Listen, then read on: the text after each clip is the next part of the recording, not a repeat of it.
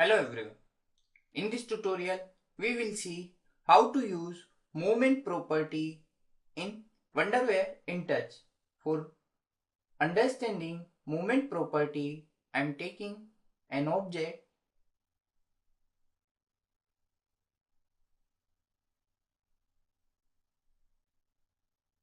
Now, take one small object on that.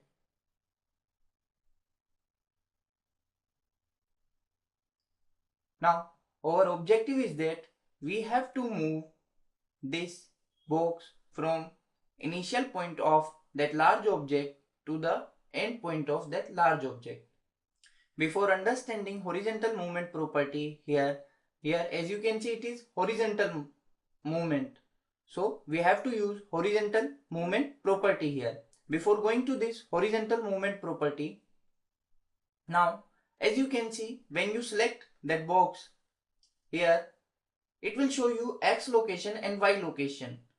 Means it will show you the position, exact position in coordinates in the right corner of your screen. As you can see, X is 360 and Y is 260. Now, if you see,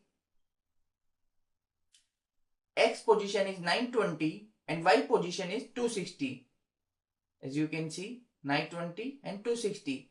So, if you have noticed here, Y coordinates is not changing because we are moving in X direction or in horizontal direction. So, only X coordinate will change. Okay.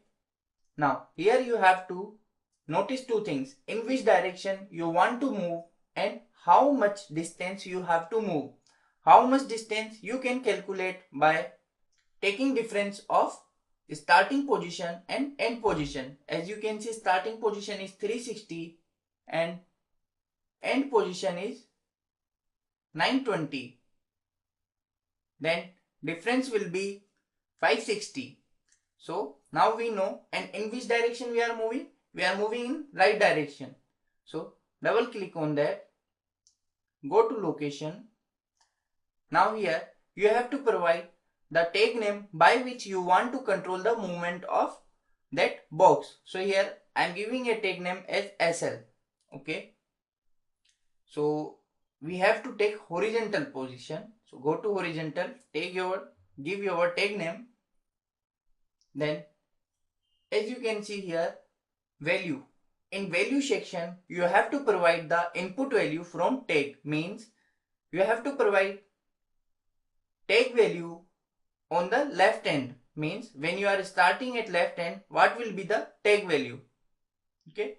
So here I am providing a 0 at this position, and at right end we are moving towards right. So you have to provide your tag value in which you want to move in right direction a particular distance.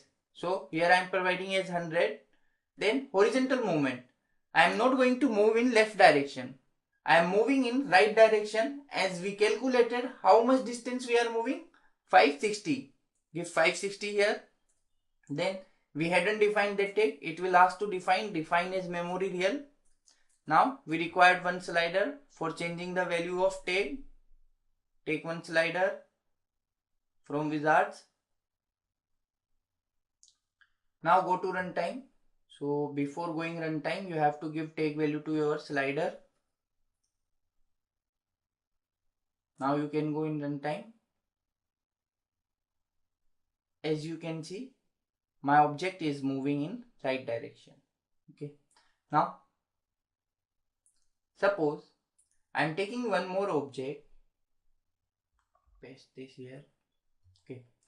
Now I want, when I move my slider from 0 to 50, that upper object, that one, will move in right direction up to this point.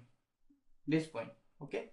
And from 51 to 100, my next object, means downside object, will move from this point to this point. Okay. Now let's see how to do. So this object we are moving in right direction by the distance 560. Double click. Go to horizontal. Here we have to move from 0 to 50. So at right hand overtake value will be 50. Click on OK. Okay. Now for this box, horizontal, we are going to move in left direction. So left direction we have to provide the value. So when we reach at left direction, at the end point, overtake value will be 100. So at left end, overtake value will be 100. When we are starting from this point, overtake value will be 51. Provide 51. Now, in which direction you are going to move? In left direction. Just give 560 here, then 0 here. Okay. So you can notice here all the big values is coming together. As you can see here, in limit 100 and 560 as compared to 51 and 0, both are big. Okay. So it is a trick for providing value, means we have to provide same side big value in which direction we are moving. Then click on OK. Okay. Now go to runtime. As you can see. Okay. Likewise, you can do